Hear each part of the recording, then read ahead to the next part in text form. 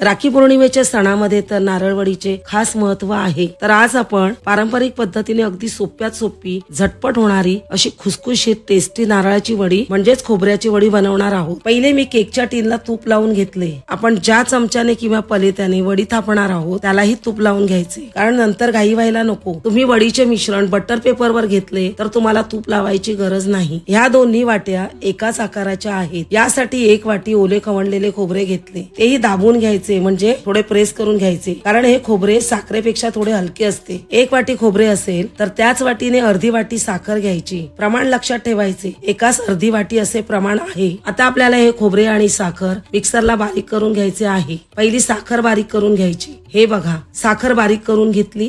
त्यानंतर ओले खोबरे बारीक करून घ्यायचे आणि खोबरे सुद्धा बारीक करून घेतले। मिक्सरला बारीक केल्याने ते एकसारखे होते। आपण इथे कढई तापून घेतली की गॅसची फ्लेम कमी करायची। आता हे खोबरे गॅस कमी करून 3 ते 4 मिनिटे थोडे परतून घ्यायचे। जमलं तर शक्यतो इथे पॅनचा वापर करा, म्हणजे वडीचे मिश्रण जराही वाया जात नाही। आपण खोबरे भाजतो त्याचा कलर आला नाही पाहिजे, त्यातले पाणी निघून गेले पाहिजे, ते थोडे सुके व्हायला पाहिजे, म्हणजे वडी झटपट होऊन खूप दिवस टिकते। सारखे खोबरे परतत राहायचे, असं थोडं सुकवून घ्यायचं। ते करपलं नाही पाहिजे, पांढरेच राहिले पाहिजे, म्हणजे केलेली वडी पांढरीच दिसते। आता यात साखर घालून हे मिक्स करून घ्यायचे। अजूनही गॅसची फ्लेम कमीच आहे।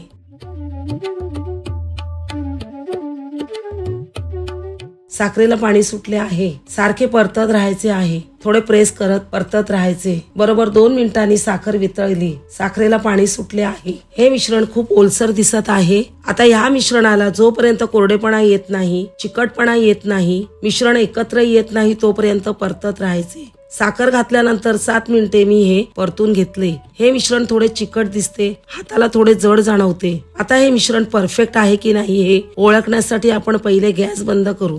त्यानंतर एका प्लेट मध्ये थोडे मिश्रण घेऊन ते थोडे थंड करून कोरड्या हाताने त्याची गोळी करून घ्यायची। जर मिश्रण हाताला न चिकटता त्याची सहज गोळी झाली, याचाच अर्थ आपले वडीचे मिश्रण तयार झाले आहे। गॅस बंदच आहे। आता यात पाव चमचा वेलची पूड घालून एकजीव करून घेऊ।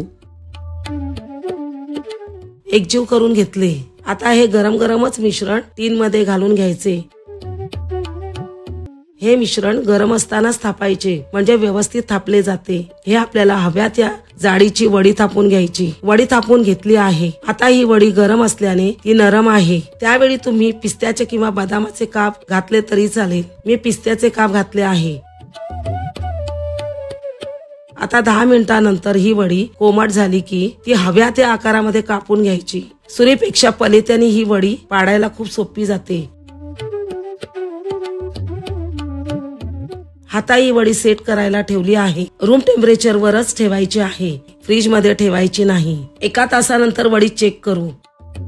1 तासानंतर बघा, वडी परफेक्ट सेट झाली आहे। किती सुंदर वडी तयार झाली। खूप जास्त मऊ ओलसर नाही आणि खूप जास्त कडकही नाही, एकदम परफेक्ट अशी ही वडी झाली आहे। अशा पद्धतीने पांढऱ्या शुभ्र खुसखुशीत जिभेवर विरघळणाऱ्या नारळाच्या वड्या तयार आहेत। ह्या 15 ते 20 दिवस व्यवस्थित टिकतात। अशाच पद्धतीने तुम्ही या रक्षाबंधनला नारळी पौर्णिमेला ही वडी करून पहा। बनवलात तर त्याचा अभिप्राय नक्की कळवा। पुन्हा भेटूया अशाच एका छानशा पाककृती सोबत। धन्यवाद।